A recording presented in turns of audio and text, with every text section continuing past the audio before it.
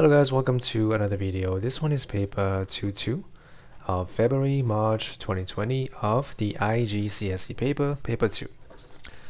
Now let's move on to question number 1. So here we have to find the values of x for which this is true.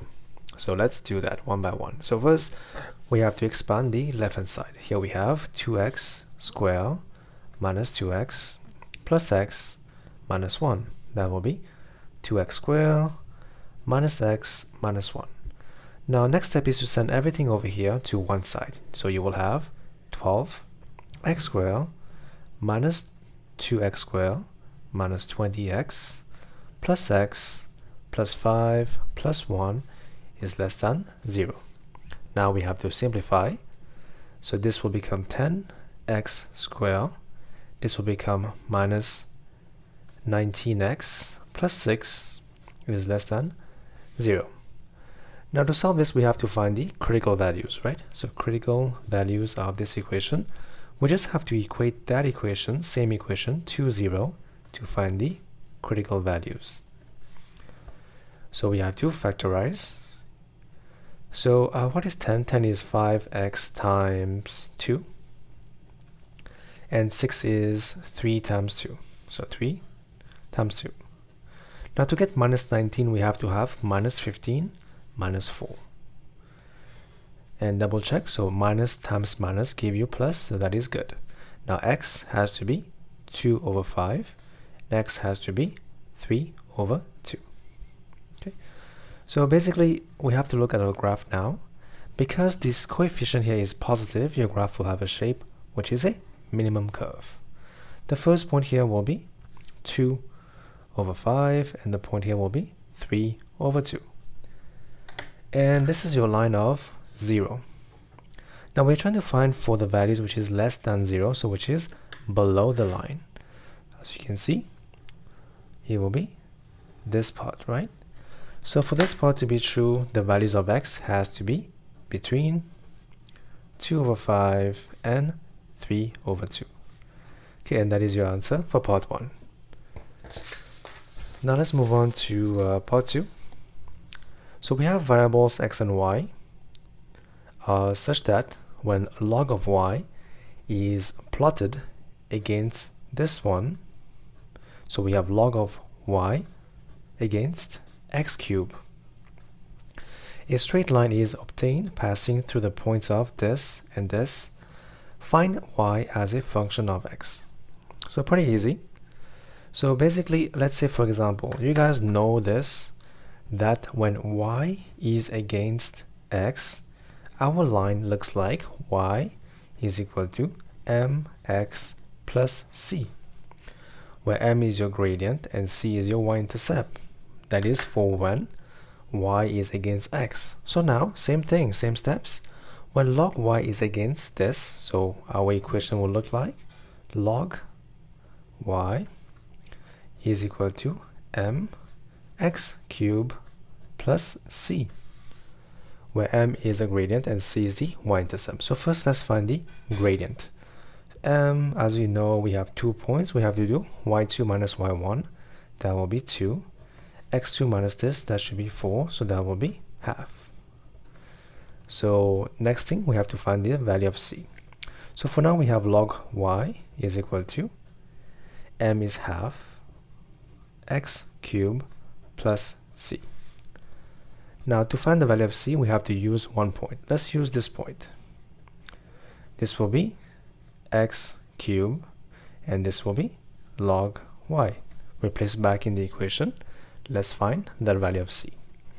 7 is equal to half times 6 plus c. That will become 3. So c will be 7 minus 3.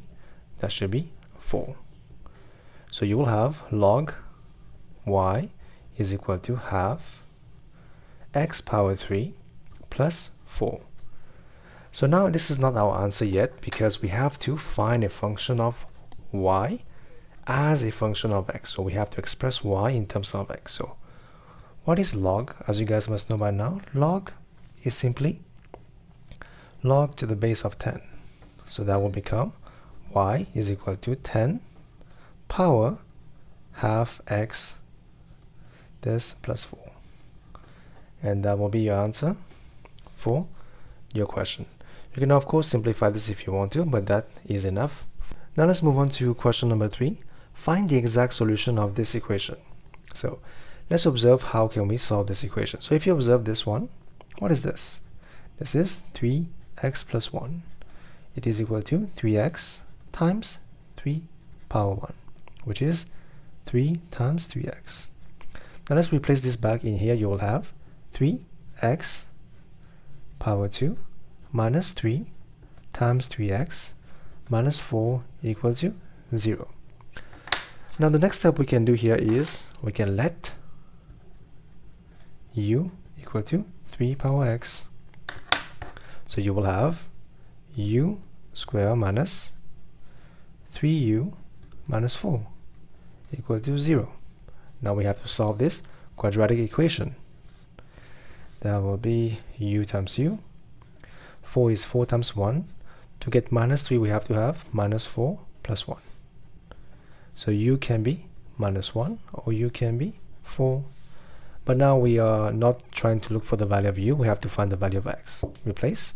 We have 3x equal to minus 1 and 3x.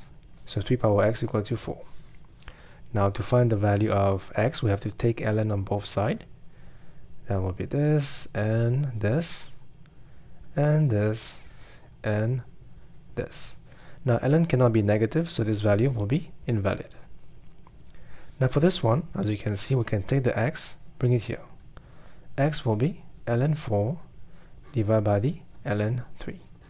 That will be your only value for this equation. Exact solution will be this one. Now let's move on to question number 4.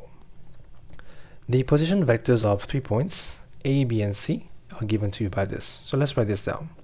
OA has been given to you by minus 5, minus 7. OB has been given to you by 10, minus 4. And OC has been given to you by XY. So we have this information. Given that AC equal to this, find the unit vector in the direction of this. So we have to first find OC. Now to find OC, we have to use this information. So what is AC? AC is OC minus OA equal to 4 times OC minus OB. Now let's simplify. OC minus OA is equal to 4 times OC minus 4 times OB. Now if you simplify, let's bring this to one side. You will have 3 OC is equal to 4 OB minus OA. Okay, so now we just have to replace those values and simplify to see what happens, right? So 3 times OC is equal to 4 times OB. OB we know is 10 minus 4, and OA has been given to you by minus 5 minus 7. Now simplify, that will be 40 minus 16 minus 5 minus 7.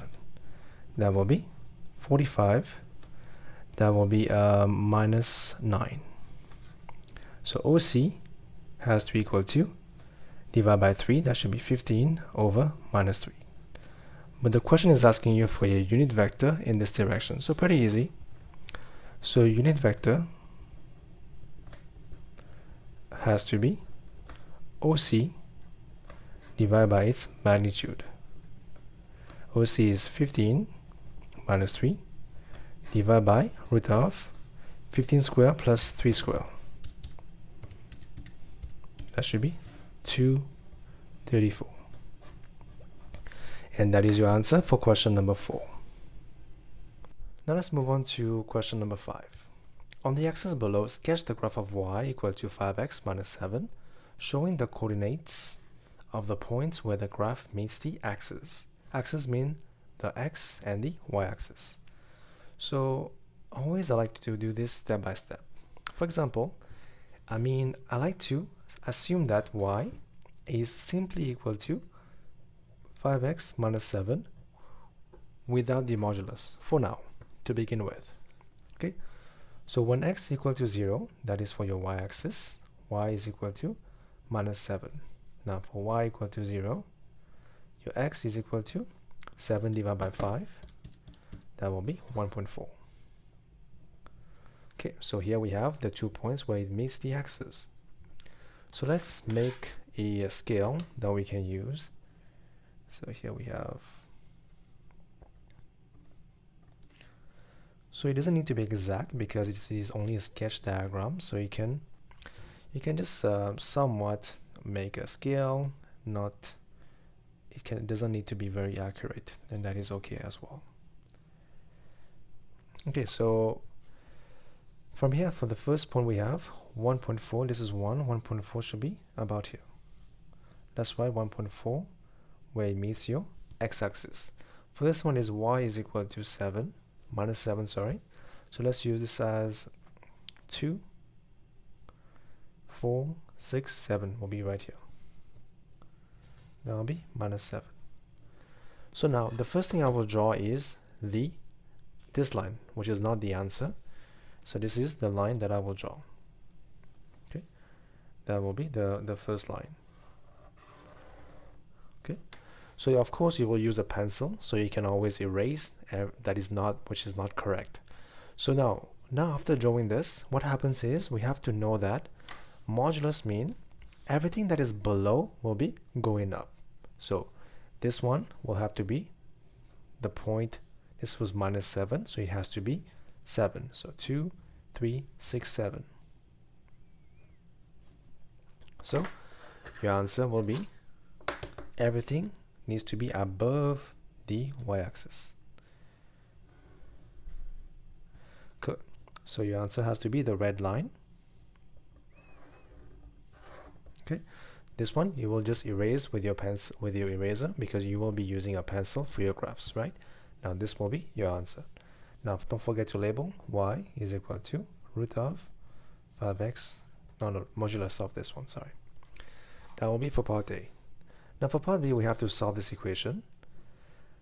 Let's see how can we solve this. We can do this step by step, no big deal. So you will have 5, that will be minus 7, that should be 15, which means 7 should be equal to 3.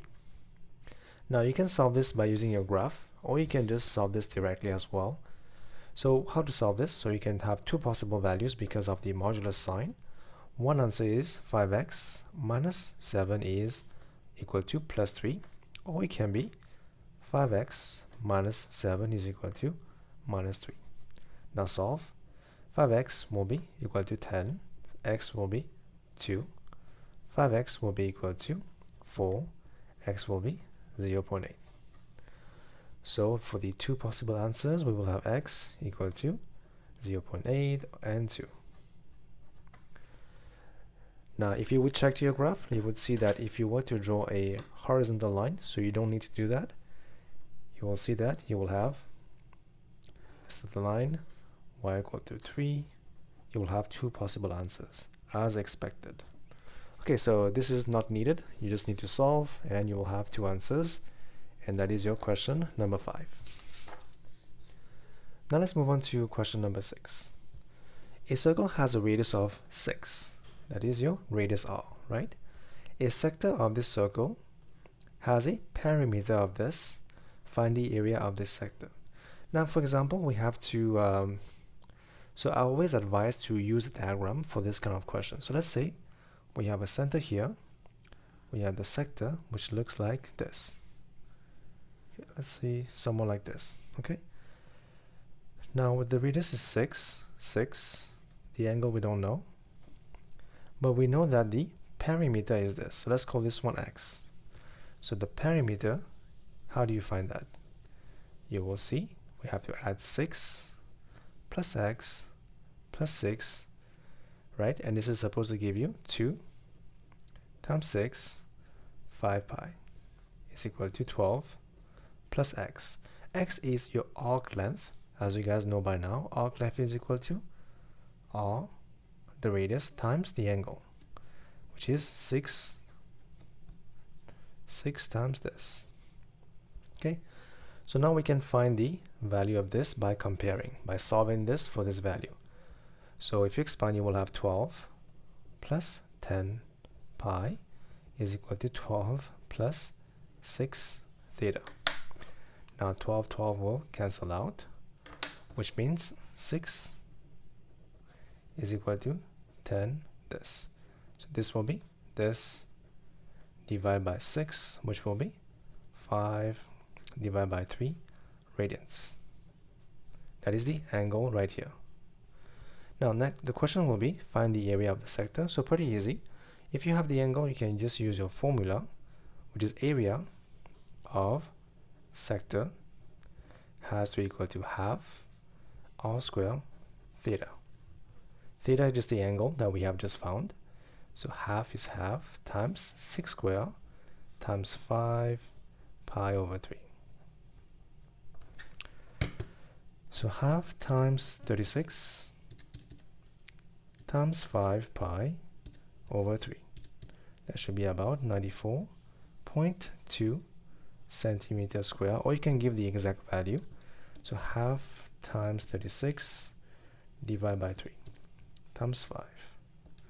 That should be about 30 pi. Yep, 30 pi for the exact value if you want to. Now that is part 1. Now let's move on to part B.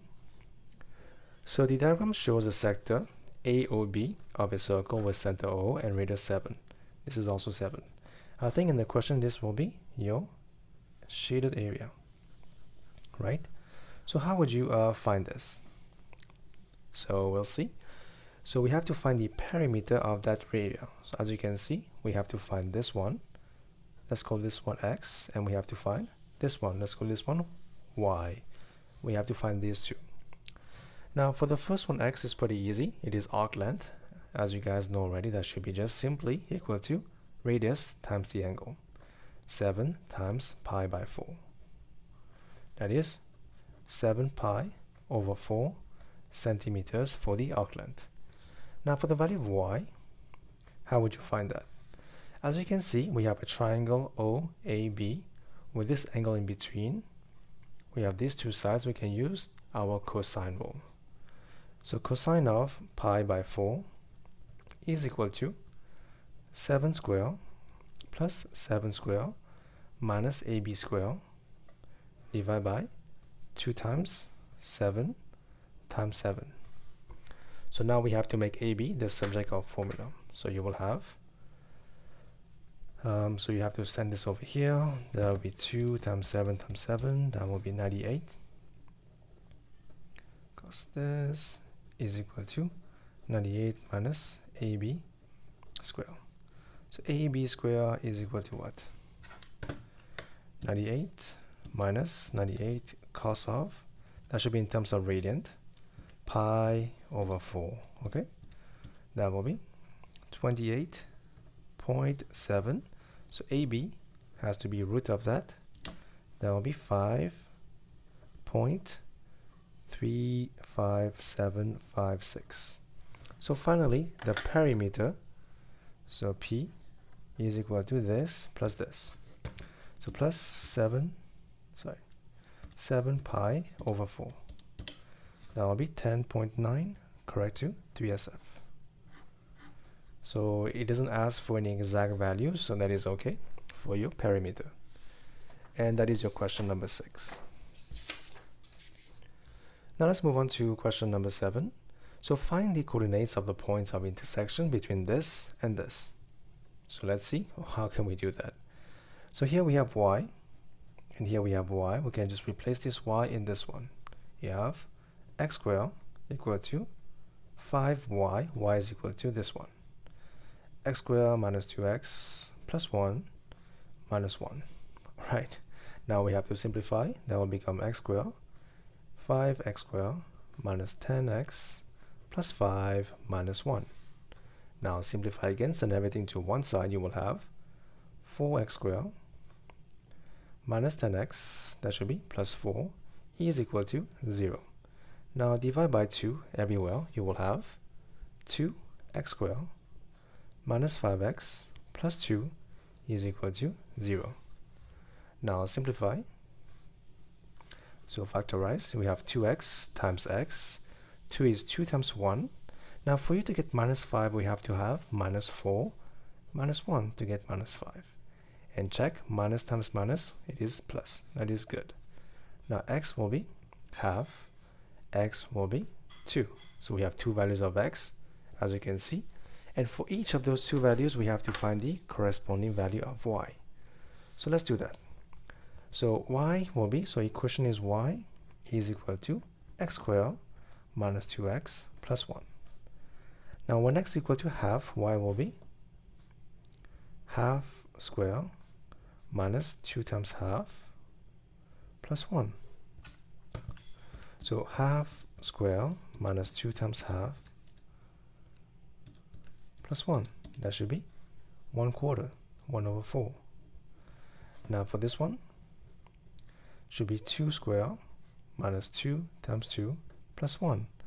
That will be 4 minus 4 plus 1. That should be 1. So the points of intersection will be, we have 2 points. The first one is half and 1/4. And then we have 2 and 1. These will be the points of intersection. That will be your question number 7. Now let's move on to question number 8. So here we have a graph. It is a cost curve, as you can see. And for part 1 is explain why f is a function. So pretty easy. The reason why f is a function, we can write for every value of x. So for every value of x, there is a corresponding value of y of f of x, or y. You can write y if you want to. So that's why it is a function. So for every value of x, you have a value of y. So x is this, you have one value. X is this, you have one value. So basically any value in the line, you have one value of y. That's why it's a function. Now for part B, write down the range of f. The range is, you have to look from here to here, right? Where the graph goes up and down. Range will be from -5 till 1. That is your range of f. So of course when you say write down, so write down means there should not be any calculation. It is only for 1 mark, should be pretty easy as well. So you have to write f of x is between, so it is also equal to, so because you can see it touches this line, that will be -5 for the minimum value and 1 for the maximum value. Now for part C, we have to find the value of each of A, B, and C. So A is the amplitude, B is the number of cycles, and C will be your intercept, or the baseline. Sorry, it's the baseline, not the intercept. So let's see. First one is A. What is the amplitude? So this one is, I think it's much harder to find, but first let's find the baseline. The baseline is the midline of this curve. So how do you find the midline? If you observe from the max value to the minimum value, how many squares we have? We have 1, 2, 3, 4, 5, 6. Okay. Now we have to find exactly where it is. Where is the halfway? So 6 divided by 2 will be 3. So count 1, 2, 3. Halfway will be right here. So it means that the value of C will be this one. Will be on this line, which is y equal to -2, and C will be this value. Okay, so C will be -2, has to be halfway this one. Now from here we can find the value of A. A is only the amplitude. Amplitude will be 1, 2, 3 up, 1, 2, 3 down. So it is common between those two. So amplitude will be the value of 3. C is -2. And finally we have to find the value of B. B is found by using the period, as you can see. In this case, our graph began here and ended here. So that is one cycle. So basically what happened is, so in this much degrees, there was one cycle. So let me show you how do you find B. So let me write this down here. B is the number of cycle is the number of cycle in 360 degrees, right? For a cos function. Now let's see first, what is this and this? What is this one? 8 times 180 divided by 3, that is 480. So in this case, we have 480 degrees. And the number of cycles, as you have seen, it is begin from here, and we have here again, so it is only one cycle. So basically, we know that one cycle happened in 480 degrees. Now we want to know how many cycles will happen in this one. So 360 degrees will be 1 divided by 480 times 360. Okay. That will be 0.75 or 3/4. So your value of b will be 3/4. That is 3/4 cycle will happen in this much degrees. So finally, let's write down the values of a, b, and c. So a is your amplitude, which is 3. B is the number of cycle in 360 degrees, which is 3/4. And finally, c will be your baseline, which is -2, which is exactly halfway in between your range. That is your question number 8. Now let's move on to question number 9. So the variables x and y are such that y is equal to this one. Using differentiation, find the approximate change in the value of y when x increases from this to this. So approximate change in y is equal to dy by dx when the value of x is equal to 0.5 times the value of h. So here we have to find this value. So how would you find dy by dx? As you can see, it is a fraction. We have to use our quotient rule. So dy by dx is equal to, we first have to write down the denominator as it is, then do dy by dx of the numerator. That will be 3x and sine x. Then we have to minus the numerator as it is. Then we have to differentiate the denominator. And then finally, everything divided by the denominator square. So now we can simplify. So first, let's see what is that thing. Let's do this on the side first. So d by dx of this, as you can see, this one is also a product. You have to use your product rule. So first one, let's write this one as it is, then do dy by dx of this one. You will have 3, you have 3x, then plus, write this one as it is, then dy by dx of this one, that should be cos. Now we can factorize. You will have 3x, sorry, that will be 3 sine x plus cos x. Now let's replace that in here.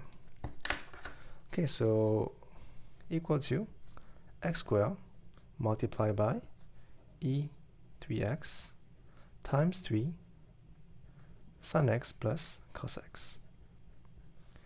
Now minus 3x sine x times 2x, and everything will be divided by x power 4. So now we have to find dy by dx when the value of x is equal to 0.5. So let's do that. So dy by dx when x equal to 0.5. That will be 0.5 square times e power 3 times 0.5 times 3 sine of 0.5 plus cos of 0.5 minus.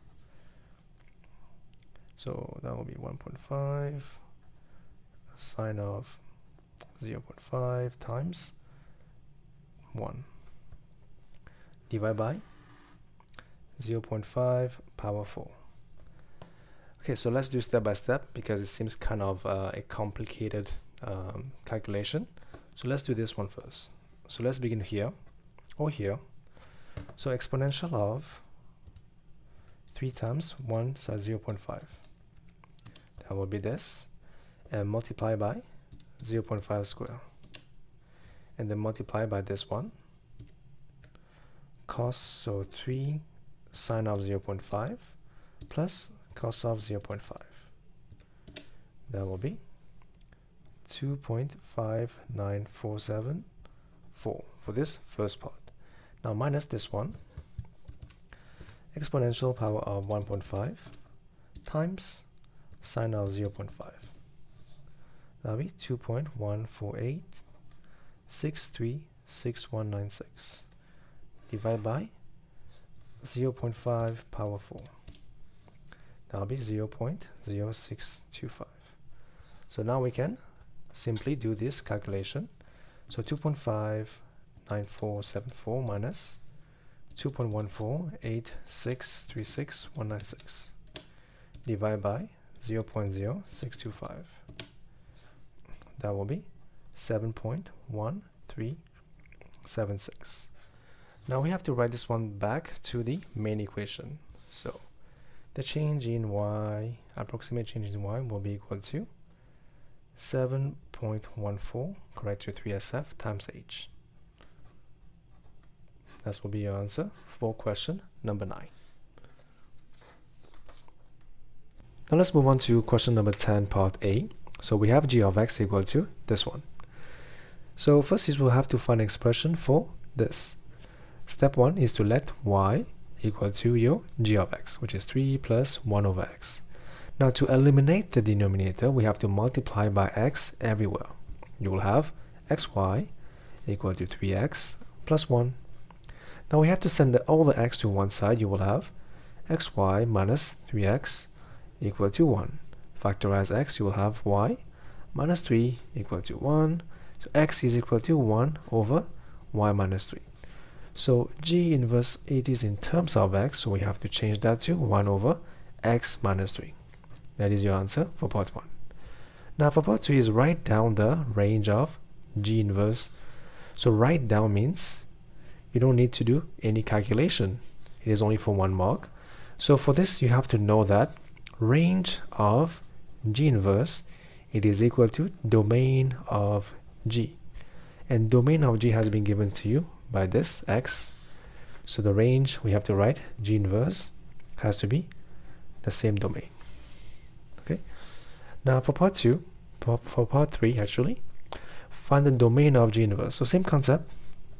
Domain of g inverse is equal to the range of g. Now g of x is given to you by 3 plus 1 over x, for x is equal to this. Now for example, let's say x is equal to 1. That is the minimum value of x, right? So g of 1 will be equal to 4. Now you have to observe x is increasing. If x is increasing to infinity, what happens to 1 over x? It will be approaching the value of 0. Right. Now what happens to the value of 1, so of 3 plus 1 over x? Since this is going to 0, this will be approaching the value of 3. So if you draw a graph, you will understand. So we have the y and the x. Let's say this is your value of 4. When x equal to 1, the value is 4. Let's say this is 1, the value is 4. Now, as x increases, this decreases, and this goes to 3. The function goes to, approaches the value of 3. Let's say this is 3. This is your line, y equal to 3. It only approaches the value of 3, but it never touches the line. That is y equal to 3. Your range is just is this value. So you have to find this value. So basically, as you can see, observe, the range of g of x is between 4, because it touches the value of 4, it is equal to 4, but now it is always going to be less than 3. It will approach the value of 3, but it will never touch the value of 3. That will be your range of R. But now domain is also equal to the range, so we have to write domain in terms of x. So x will be this one. Okay, so that will be your question, part 3 for 10A. So here we have to sketch the graph of h of x for this one. 2 ln 3x minus 1. Okay, so the graph of y equal to h of x intersect the line, this, at two distinct points. Okay, on the axis below, sketch the graph of this, and hence sketch the graph of this. So pretty easy, as you guys must know already. What is the relationship between this graph and its inverse? So any graph and its inverse is always going to be a reflection in the line. You have to know this by now. Basically, any sketch of graph between the function itself and its inverse is always going to be a reflection in this line. So first, you can even draw this line first. For example, let me do a mark so I can draw this line first. So that will be 1, 2, for example. This 1, 2.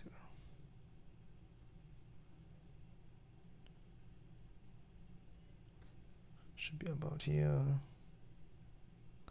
About here. So let me just join those 2 points to form the line y equal to x. Okay, that is the line y equal to x. Now, since we know that this graph intersects this line at 2 points on the axis below, sketch this one. So first you have to know, how does this graph look like? For example, we have a graph of ln x. How does this graph look like? So if you don't know, for example, I do know that the graph looks like something like this. The graph looks something like this. Like, I know this, but if you don't know, what can you do is you can use a table, x and y. So let's say because log cannot take values of 0, we cannot be 0, so let's take the value as 0.5. Then you can use 1, for example. Then we can use e. Then we can use what values you want to use. So you don't need to have e. You can use anything. If you want, you can use 3, 4, 5. So the one thing you will realize is that as the value of x increases, the value of y will also increase. But let's first find an initial value. ln of 0.5 is negative 0.69. So basically, when x is equal to 0.5, it will be below the x-axis. Has to be negative. As you can see, I begin from below, right? Now this one is, if ln equal to 1, has to be 0. This is your value of 1, right? It cuts the x-axis at the point x equal to 1. Now we have ln of e, that should be 1. So basically, if it was e, that should be 1. That should be e. So this is something for you to know. So basically, the point I'm trying to make is that the graph begins from below the x-axis. As the values of x increases, this one keeps going up. So same concept here. To draw this graph of ln of 2 ln 3x minus 1, we can clearly see that. So we have to make, for example, you just have to know a few things. Let's see the graph of y equal to x. This is y. We have to. So this is already drawn on the graph already, and we know that this cuts this graph at 2 points. It is given to you already. Now, since the shape looked like this, how can you make this cut at 2 points? So for example, let me just show you. So I have my y-axis and my x-axis. So bear in mind, this is only a sketch, so it does not need to be exact. That is to your advantage, right? Now this is this line, the line of y equal to x. Now, it is given that this is the curve that cuts this one at 2 points. But this one has to have a shape like this. Now, for it to cut at 2 points, I need to draw this like this. I need to make sure that it looks something like this. So I can cut at 2 points. As you can see, we have to draw this curve like this. So exactly, I'm going to do this on this graph. So you can draw anywhere that you want. You can begin from x is more than this. So let's begin with this point. So let's find this value. If x is equal to 2 over 3, that will be ln of 3 times 2 over 3 minus 1. That should be 0 times 2, 0. So 2 over 3 will be what? This is 1. That should begin somewhere around here. So your graph will begin somewhere around here with something looking like this.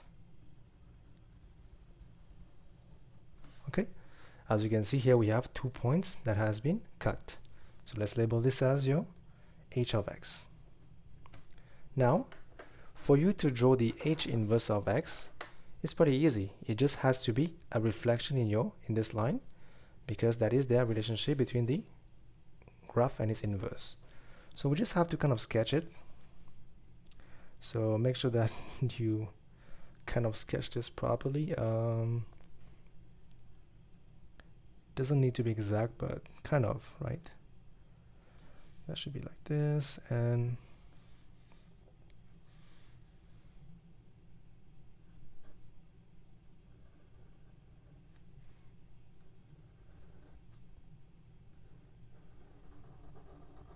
okay, as long as you show there's like a reflection, it should be fine. So label this as h inverse of x.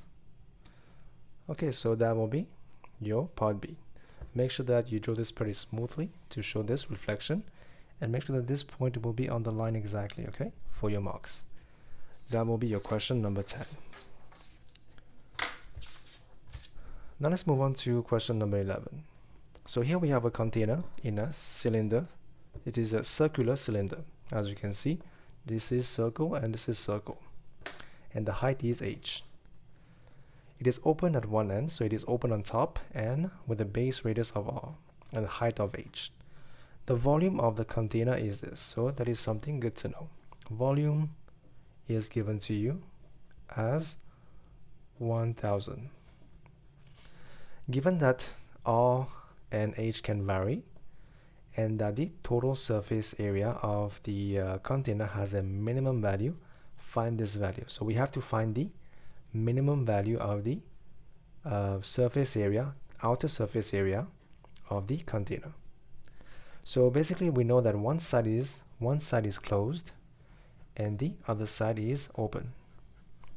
So first let's find a formula that can connect this one. How would you find volume of a cylinder? You guys must know by now. It is pi r square h, right? Equal to this one. That is one formula we need to know. Now next, we have to find the total outer surface area. So how would you find the surface area of this thing? So here we have a circle base and a curved surface area. So let's add this down. The total outer surface area is equal to the base circle plus the curved surface.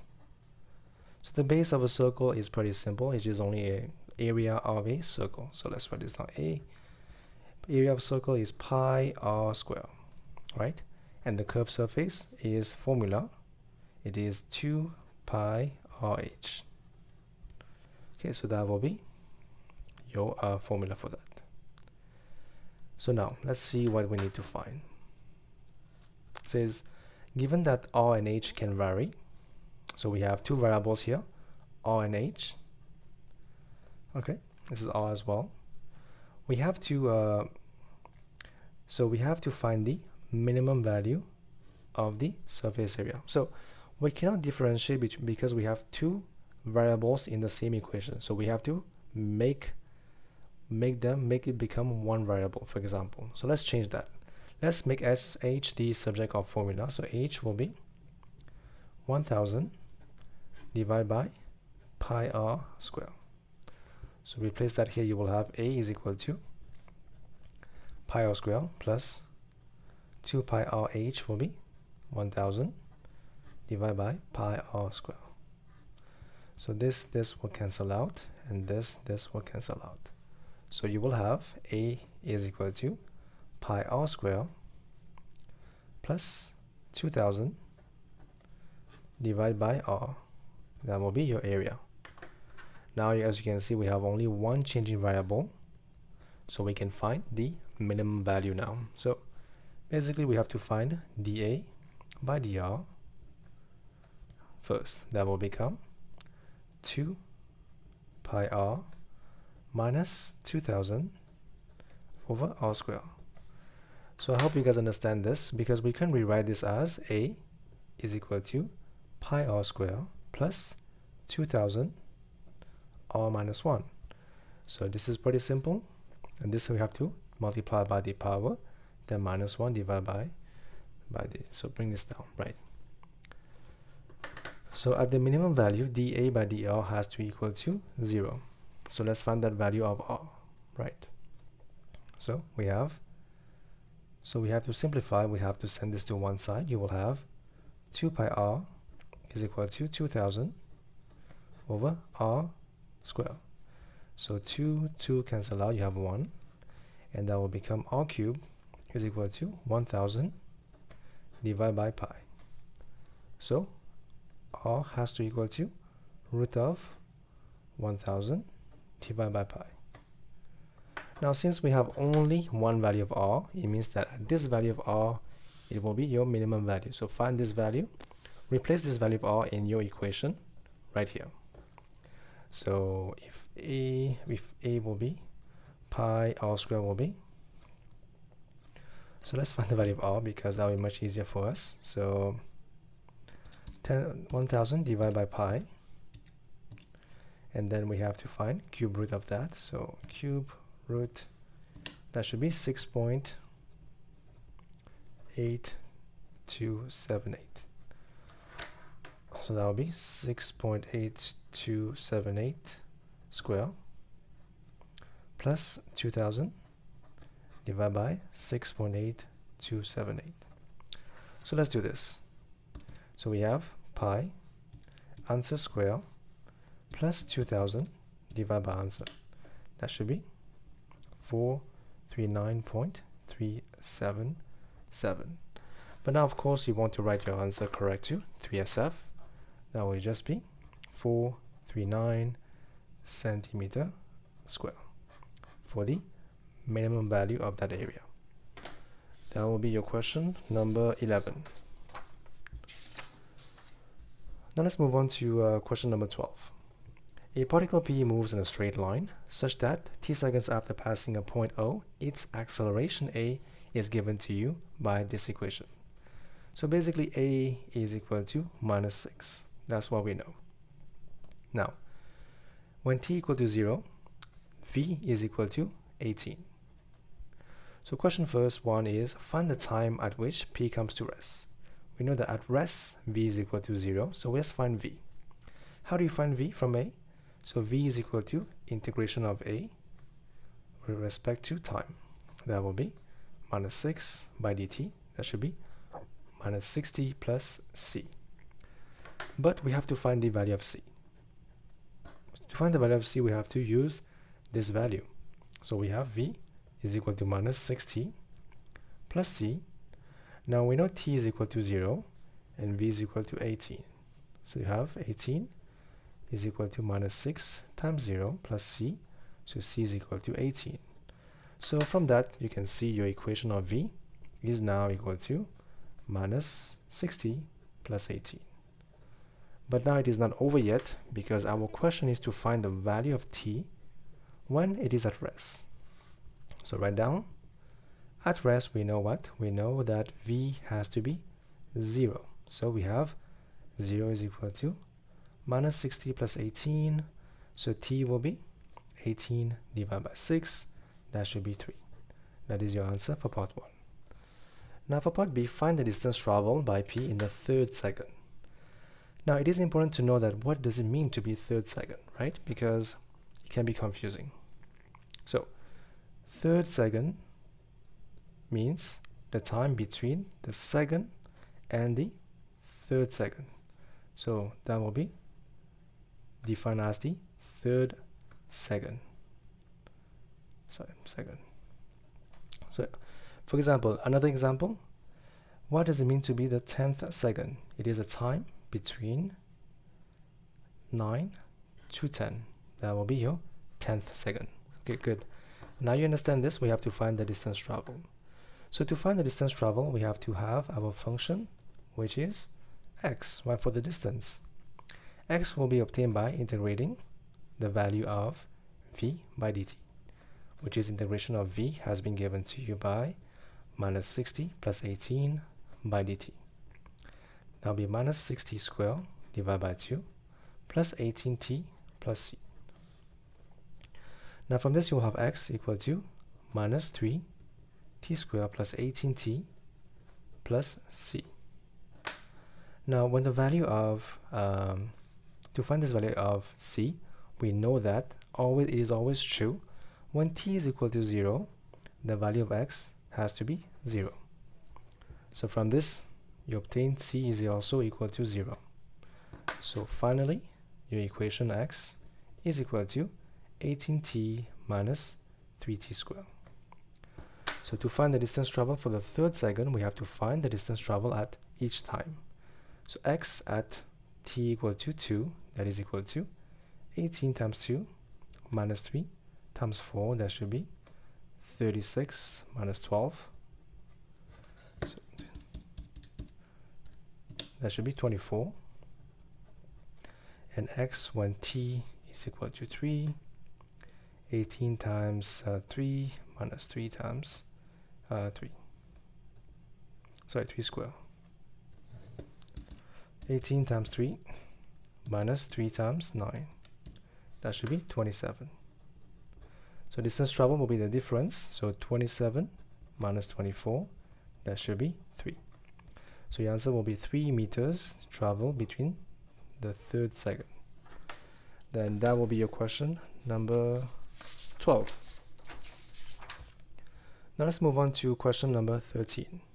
So now part 1, the sum of the first two terms of a geometric progression. So this is given to you already, so the first thing you need to do is go back to your formula sheet. As you can see, we have to use these formulas, okay? So we know that the first two terms is this. The first two terms of a geometric is 10, or the sum of the first two terms is 10. And the third term is given by this. So we have first term is a, second term is b, and third term is 9. That's what we know, okay? So we know that a plus b is this. So let's find out first. The nth term is given to you by the equation. It is a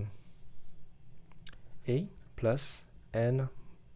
So this is the arithmetic sequence. Let me write this down again. U of n for geometric sequence will be a or n minus 1.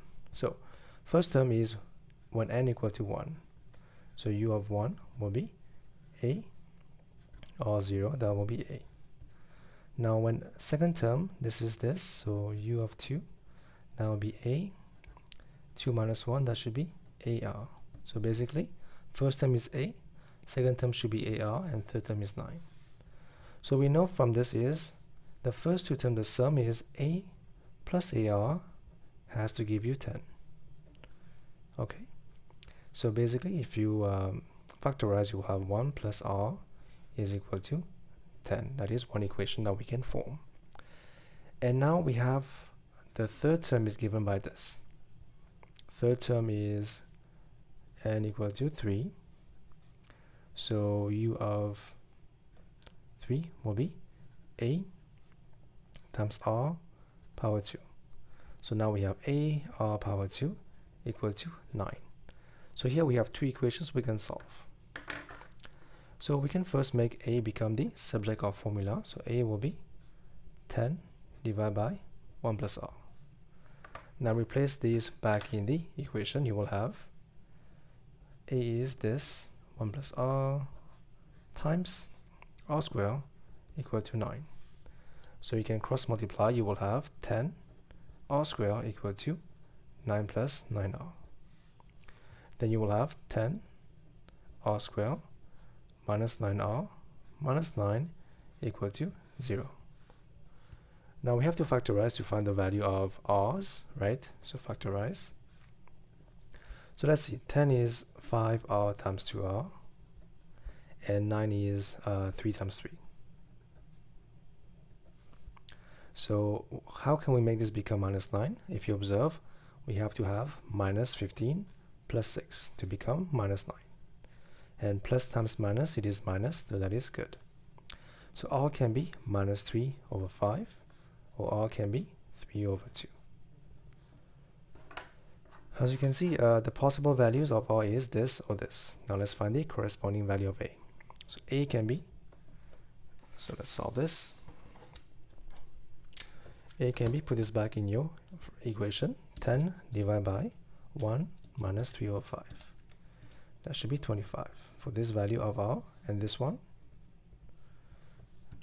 10 divided by 1 plus 3 over 2. That should be 4. As you can see, for each value of r, you have one value of a. Okay, that is part 1. Now for part 2, the sum to infinity of the convergent series. So when it is a convergent series, we have to know that it is only possible, sum to infinity is only possible if the magnitude of r is less than 1. And when is that true? It is only here. So we have to take the value of r equal to minus 3 over 5. Now going back to your list of formula, as you can see, the sum to infinity is equal to a divided by 1 minus r. So replace this here. A has been given to you, we can choose this one, right? Because we're choosing this one. That'll be 25 divided by 1 minus r. So let's see what happens. 25 divided by 1 minus 3 over 5. That should be 15. So 15, 5 over 8. Or you can write correct to 3SF. So or you can write this one. It is exact, so we have to write the exact value.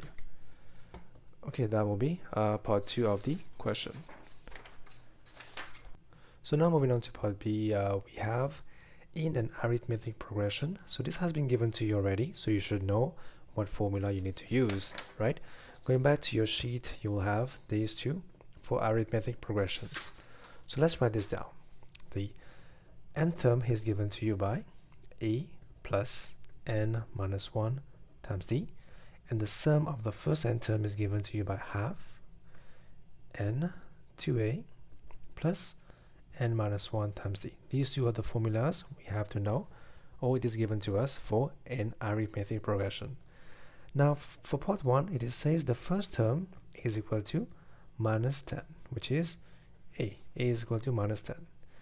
Now the fourth term, which is a is minus 10 plus 4 minus 1 is 3, d is given to you by 14. So 3d will be 24, so d has to be 8. So from here we have found the value of a, which is minus 10, and the value of d will be 8. But the main question is to find the sum of the